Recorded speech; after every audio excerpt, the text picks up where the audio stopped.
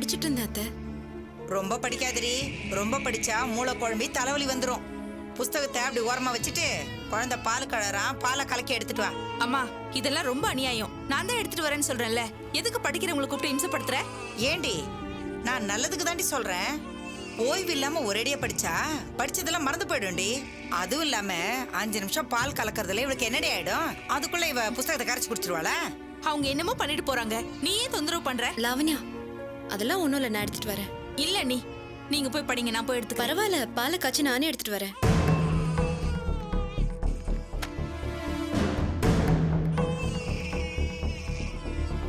மா நீ ஏமா இப்படி இருக்க? அவங்களை படிக்க விடாம பண்றதுல உனக்கு என்ன அப்படி சந்தோஷம்? ஏண்டி, நான் என்னடி பண்ண? அவ அப்பப்ப விட்டு விட்டு படிச்சாதான் படிச்சதெல்லாம் மூளையில ஏறும். எல்லாம் அவ நல்லதுக்கு தாண்டி சொல்றேன். ஆமா, ரொம்ப நல்லதுதான் நினைப்பேன். உன்னை பத்தி எனக்கு தெரியாது. உன்னை கூப்பிட்ட நேரம் நானே போய் பால் எடுத்துட்டு வந்திருக்கலாம். சரி சரி சரி, அழக்கூடாது. என்னடா? ஓ லாவண்யா, இந்தாங்க. தேங்க்ஸ் அண்ணி. சூடு சரியா இருக்கான்னு பாத்துக்கோங்க. சரி சரி சரி. ஏய், இந்தாங்க. எங்க அதுக்குள்ள புஸ்தகத்தை எடுத்துட்டு போற? சாப்பிட்டு 1/2 மணி நேரம் ஆச்சுல்ல, மாத்திரை போட வேண்டாமா? போய் மாத்திரை எடுத்துட்டு வா. சரிங்க அத்தை. ஏய் நில்லுடி, உன்கிட்ட ஒன்னொன்னத்தையும் தனித்தனியா சொல்லணுமா? மொத்தத்தையும் கேட்டுட்டு போ. பிளாஸ்க்ல சுடுதண்ணி எடுத்து வச்சிரு, ரூம்ல பாய் எடுத்து போடு. அப்புறம் லாவண்யாக்கு மாத்திரை எடுத்து கொடுத்துரு, அவ பெட்டி சரி பண்ணி போட்டுரு. அப்புறம் குழந்தை பாதிராத்துல பசி கழுவான், அப்போ நீ தான் பாத்துக்கணும். மாத்திரையை போட்டுக்கிட்டா இவ நல்லா தூங்கிடுவா. இவளால முடியாது. சரிங்க அத்தை, நான் பாத்துக்கிறேன். அண்ணி அதெல்லாம் வேண்டாம், நான் பாத்துக்கிறேன். நீங்க போய் படிங்க. ஏய், நீ கொஞ்சம் பேசாம இரு.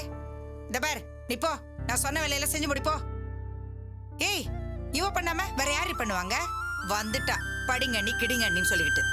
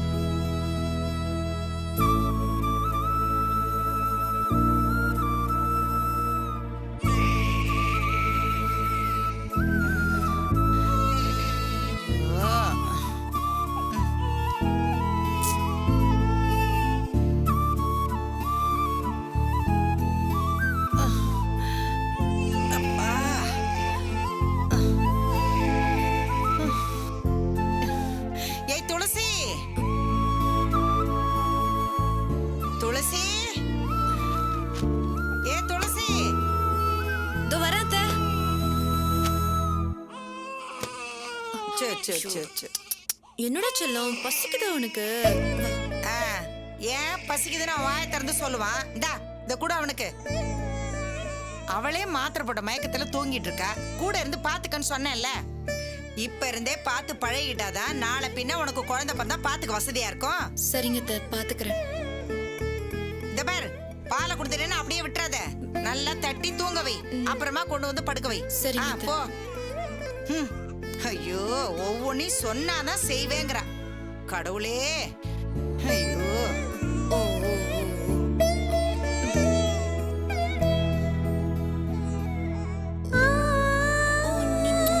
என்னடா செல்லம், தங்க செல்லம், குடி குடி குடி. என்னடா செல்லம், பால் குடிங்க. பசி வந்துருச்சாடா? சிச்சோ, சரி சரி சாப்பிடுங்க, சமத்தா சாப்பிடணும், சரியா?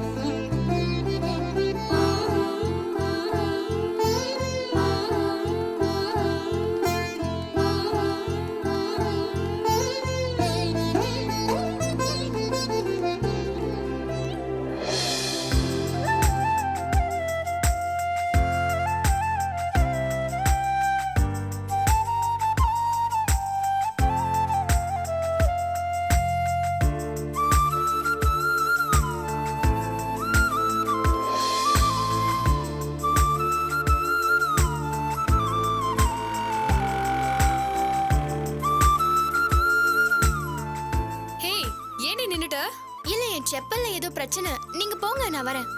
ஏய், என்னடி கதை விடுற? செப்பல்ல பிரச்சனையா? கொஞ்ச நாளாவே இவ ஒரு மார்க்கமா தாண்டி இருக்கா. ஆமாடி, கிளாஸ் விட்டாலே ஆளா இவதான் வீட்டுக்கு கிளம்புவா. நானும் 2 நாளா பாத்துட்டு இருக்கேன். இங்க வந்தாலே ஏதோ தயங்குறா, யாரையோ தேடுறா. ஏய், உனக்கு என்னதாண்டி பிரச்சனை? பிரச்சனை ஒன்றும் இல்லடி. எனக்கு ஒரு நோட்டும் பெண்ணும் வாங்கணும். நீங்க போங்க, நான் வாங்கிட்டு வந்துடுறேன். பரவாயில்லடி, கடை இங்க தானே இருக்கு. நீ போய் வாங்கிட்டு வா, நாங்க வெயிட் பண்றோம். போடி, போய் வாங்கிட்டு வா. என்னாச்சுடி இவளுக்கு? செப்பல் ப்ராப்ளம்ன்றா, பெண்ணு வாங்கணும்ன்றா, முகமே சரியில்லையே. அண்ணாச்சி, ஒரு பெண்ணு கொடுங்க. தாரம்மா. இந்தா.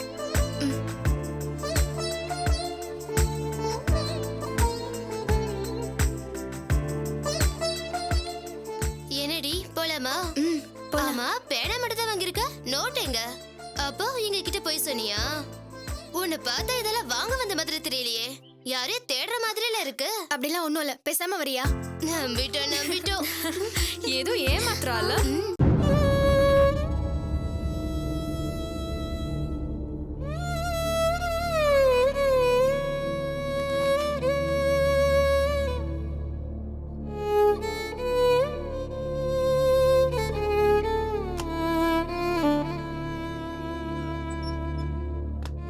அம்மா, பசிக்குதுமா.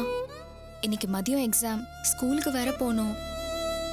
கிச்சன்ல பிரெட் இருக்கு பாரு, இன்னைக்கு ஒரு நாள் சாப்பிட்டு அட்ஜஸ்ட் பண்ணிக்க. Sir, courier. இங்க தீபாங்கிறது யாரு? ஏன் அக்கா தான் வீட்ல இருக்காங்களா? இருக்காங்க. கூப்பிடுங்க. அக்கா, உனக்கு கொரியர். இதோ வரேன்.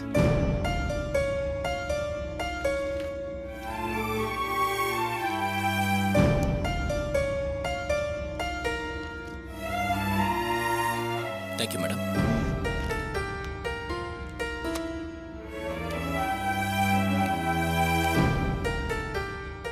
யாருக்குடி லெட்டர்? அக்காக்குமா. அது என்ன, எங்க இருந்து வந்திருக்குன்னு பாரு.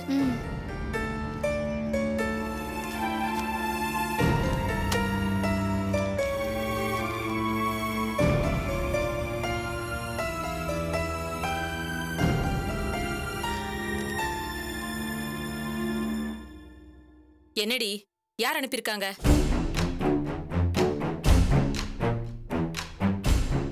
மாமாவுக்காக வக்கீல் நோட்டீஸ் அனுப்பியிருக்காருமா. வக்கீலா? ஆமாமா, மாமா டைவர்ஸ் கேட்டு வக்கீல் நோட்டீஸ் அனுப்பிச்சிருக்காரு. என்னடி சொல்ற? ஒழுங்கா படி. நல்லா படிச்சுட்டு தாமா சொல்றேன். இதுல அப்படிதான் போட்டிருக்கு.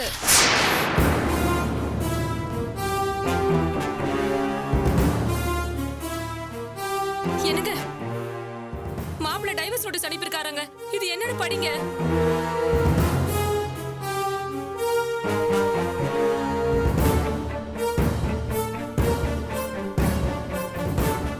உண்மைதான், அந்த ராஸ்கல் விவாகரத்து கேட்டு வக்கீல் நோட்டீஸ் அனுப்பிச்சு.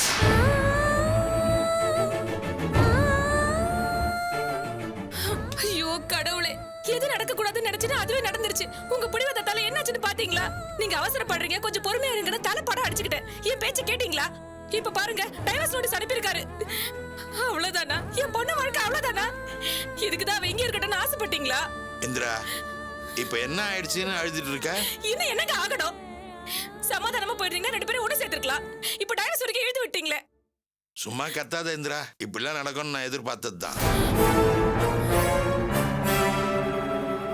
டைவர்ஸ் நோட்டீஸ் அனுப்பிட்டானேன்னு வருத்தப்படாத. இவ வாழ்க்கைக்கு ஒரு விடுதலை கிடைக்க போது, அதை நினைச்சு சந்தோஷப்படு. இப்படி எல்லாம் பேச உங்களுக்கு எப்படிங்க மனசு வந்தது? இது உங்க சந்தோஷம்?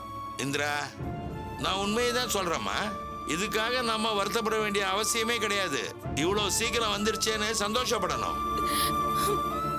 இவ கல்யாண விஷயத்துல நான் தப்பு பண்ணிட்டேன். அது எப்படி சரி பண்றதுன்னு தெரியாம தான் இவ்வளவு நாளா தவிச்சிட்டு இருந்தேன். இப்போ இதை வச்சே இவளுக்கு விடுதலை வாங்கிடலாம்.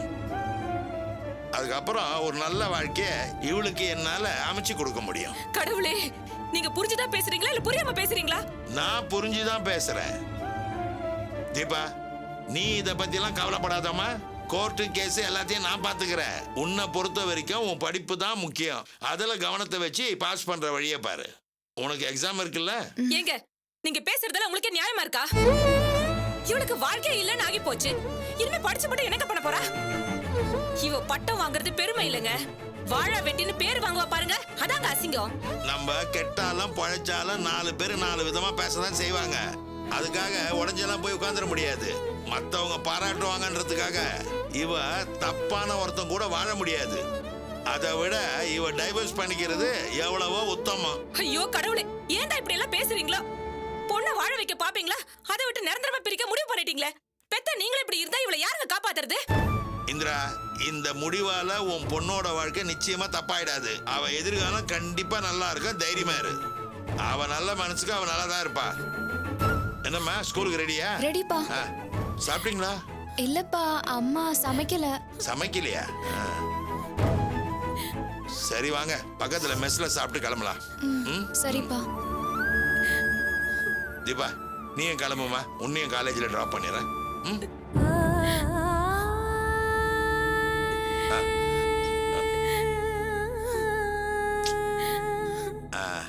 சும்மா மனசை போட்டு குழப்பிக்காத, கண்ணை தொடச்சுக்கோ.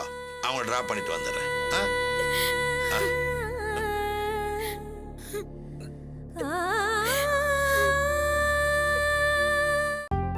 ரொம்ப ஈஸி தான் மேடம். கஸ்டமர் கேட்டாங்கன்னா அவங்களோட டிரான்சாக்ஷன் டீடைல்ஸ் இங்க இருக்கு. அதை கட் அண்ட் பேஸ்ட் பண்ணி மெயில் பண்ணி விட்டுருங்க. ஃபோன் பண்ணி பேச முடியும் போது எதுக்கு மெயில் அனுப்புறீங்க? மேடம், இல்லனா அவங்க துருவி துருவி கேள்வி கேட்பாங்க. மெயில் அனுப்பிட்டோம்னா அவங்களுக்கும் கிளியரா புரிஞ்சிடும், நமக்கும் டென்ஷன் இல்லாம இருக்கும். எல்லாத்துக்கும் மேல மெயில் டிரான்சாக்ஷன் பக்கா எவிடன்ஸ்ல. பாருங்க, அவினாஷ்னு ஒரு கஸ்டமர். அவரோட ஐடிக்கு டீடைல்ஸ் எல்லாம் காப்பி பண்ணி பேஸ்ட் பண்ணி சென்ட் பண்ணிட்டோம்னா வேலை முடிஞ்சதுல. நீங்க ரொம்ப ஃபாஸ்டா டைப் பண்றீங்க.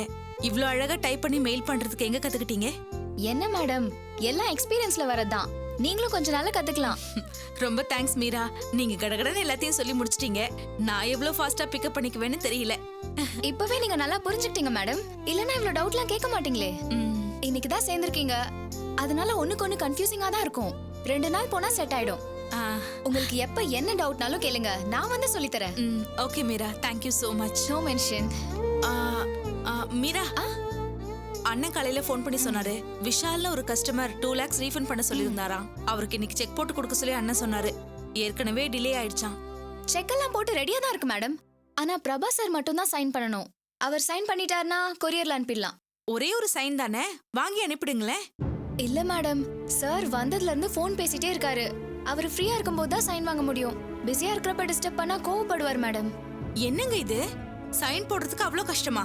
போன்ல பேசிக்கிட்டே பண்ணிடலாம்ல. அதுக்காக தானே ஆபீஸ்க்கு வந்திருக்காரு. அவர் பேசிட்டும் போய் கேளுங்க. ஐயோ இல்ல மேடம், ஏற்கனவே 2 வாட்டி கேட்க போய் தான் நல்லா வாங்கி கட்டிக்கிட்டேன். அதுல இருந்து அவரை டிஸ்டர்ப் பண்றதே இல்ல. இதெல்லாம் தப்புங்க. கஸ்டமர் அவசரம் தானே பணம் கேக்குறாங்க. நமக்கு போன் பேசுறதா முக்கியம், கஸ்டமர்ஸ் தானே முக்கியம்.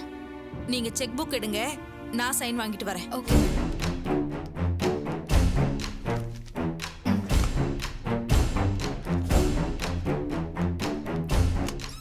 நம்ம லீகலா நோட்டீஸ் அனுப்பியிருக்கோம்.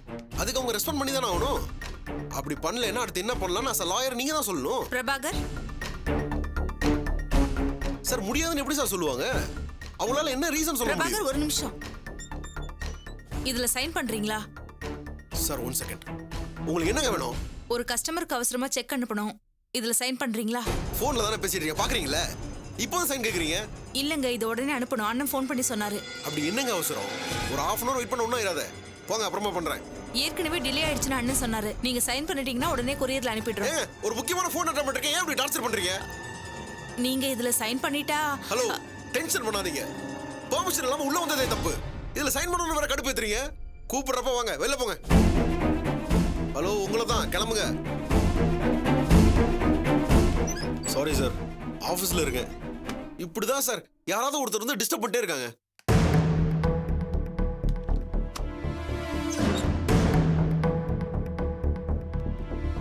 மேடம், சைன் வாங்கிட்டீங்களா? கொரியர் அனுப்பிடலாமா? இல்ல மீரா, சார் சைன் பண்ணல. நான் அவசரம்னு சொல்றேன், அவர் புரிஞ்சுக்காம போன் பேசிக்கிட்டு அப்புறமான்னு சொல்றாரு. நான் தான் சொன்னேன்ல மேடம், அவர் எப்பவுமே இப்படிதான். அப்பெல்லாம் கேம் விளையாடிட்டு இருந்தாரு, இப்போ போன் பேசிட்டே இருக்காரு. நடுவுல டிஸ்டர்ப் பண்ணா அவ்வளவுதான், டென்ஷன் ஆயிடுவாரு. எங்களுக்கு என்ன பண்றதுனே புரியாது. இவர் இப்படி இருந்தா எப்படி வேலை நடக்கும்? இதெல்லாம் சரி வராது. அண்ணன் வரட்டும், நான் சொல்லிக்கிறேன்.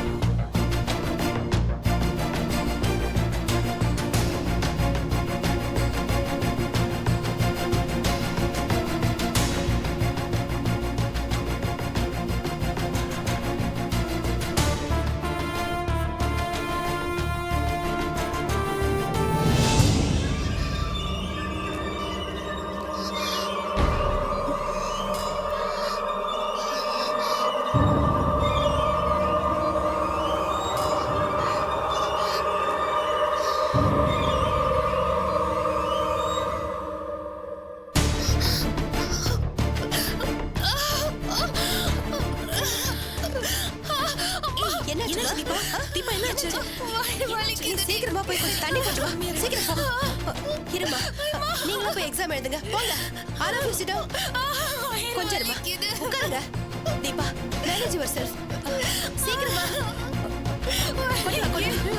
தீபா இங்கோடிமா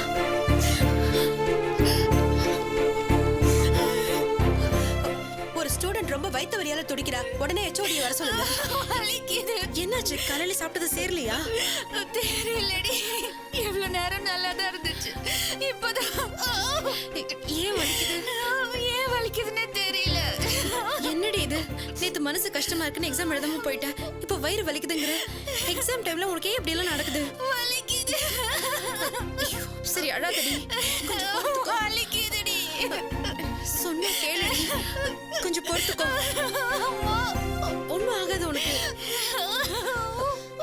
தீபா HOD வர சொல்லி இருக்க கொஞ்சம் வலிய பொறுத்துக்கம்மா முடியல மேடம் கொஞ்சம் பொறுமையா இரு. மேடம் என்னாச்சு உங்களுக்கு என்னன்னு தெரியல சார் திடீர்னு வயித்து வலியால துடிக்கிறா உடனே ஹாஸ்பிடல் கூட்டிட்டு போறோம் ஹாஸ்பிட்டல் கூட்டிட்டு போலாம் ரெடியாங்க நான் காருக்கு ஏற்பாடு பண்றேன் பக்கத்துல இருக்கிற ஹாஸ்பிட்டல் கூட்டிட்டு போங்க பாத்து பத்திரமா கூட்டிட்டு போங்க மேடம் நானும் கூட போயிட்டு வரேன் நீ உட்கார்ந்து எக்ஸாம் எழுது அவங்க இருக்காங்கல்ல அவங்க கூட்டிட்டு போவாங்க நீங்க போங்க தீபா